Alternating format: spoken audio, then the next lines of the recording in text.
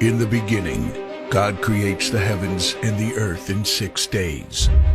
He makes Adam and Eve, who spend their days with God until they give in to temptation by eating from a forbidden tree. Sin enters the world, and things get so bad that God floods the earth and starts over with Noah and his family. Years later, God calls Abraham to follow him with the promise to make Abraham the father of a great nation.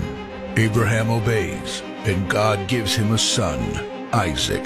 Isaac's son Jacob has 12 sons. Joseph, Jacob's favorite, becomes second in command of Egypt.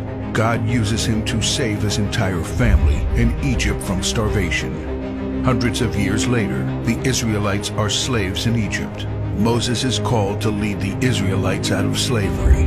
Joshua takes over after Moses and leads the people into the promised land. After Joshua, God raises up judges, temporary military leaders like Deborah, Gideon, and Samson, who protect and fight for God's people. The people tire of this leadership, and they call for a king. God gives Israel King Saul, King David, and then King Solomon. But it's all downhill from here. The people rebel. The kingdom of Israel is divided, and everyone turns their back on God. Prophets like Elijah, Isaiah, Micah, and Jeremiah warn that if people don't repent of their sins, there will be consequences. But the people ignore their warnings. The divided kingdoms are conquered, and God's people face captivity in foreign lands.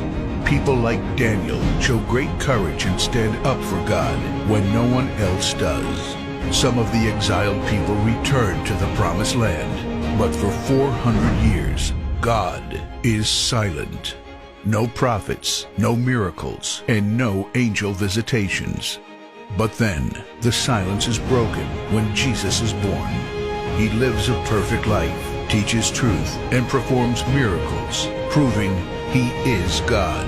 He shows us the full extent of God's love by taking our place and dying on the cross for our sin. He is placed in a grave, but 3 days later, Jesus rises again, conquering sin and death. His followers travel the world, sharing the good news of His love and starting churches.